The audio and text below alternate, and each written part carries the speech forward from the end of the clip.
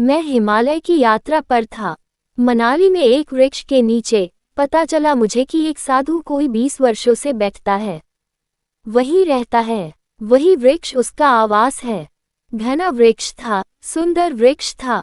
अभी साधु भिक्षा मांगने गया था, तो मैं उस वृक्ष के नीचे बैठ रहा। जब वह लौटकर आया तो मैंने आंखें बंद कर लीं। उसने मुझे देखा और कहा कि उठिए, ये वृक्ष मेरा है। यहाँ मैं 20 साल से बैठता हूँ। मैंने कहा, वृक्ष किसी का भी नहीं होता, और 20 साल से नहीं, तुम 20,000 साल से बैठते हो, इससे क्या फर्क पड़ता है? अभी तो मैं बैठा हूँ। जब मैं हटूं तब तुम बैठ जाना। अब मैं हटने वाला नहीं हूँ। वे तो एकदम आग बबूला हो गई कि यह जगह मेरी है। हरेक को पता है, यहाँ और भी बहुत साधु सन्यासी आते हैं, सबको मालूम है कि यह वृक्ष मेरा है।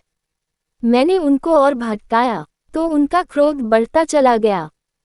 फिर मैंने उनसे कहा कि मैं सिर्फ ये जानने के लिए आपको भटका रहा था। मुझे कुछ लेना देना नहीं वृक्ष से, मुझे यहाँ रहना भी नहीं।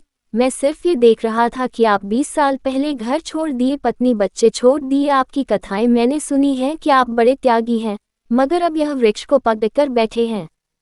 यह आपका हो गया, यह जमीन आपकी हो गई।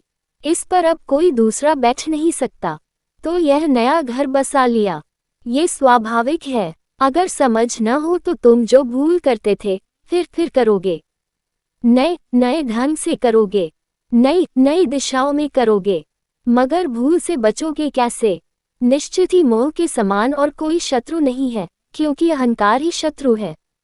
और अहंकार का जो फैलाव है, जहाँ जहाँ अहंकार जुड़ जाता है, वहाँ वहाँ मोह है। जहाँ तुमने कहा मेरा, वहाँ मोह है। इसलिए मैं कहता हूँ, मत कहना मेरा धर्म, मत कहना मेरा शास्त्र, मेरी कुरान, मेरी बाइबल, मेरी गीता। मत कहना मेरा देश, मेरी जाति, मेरा वर्ण, मेरा कुल।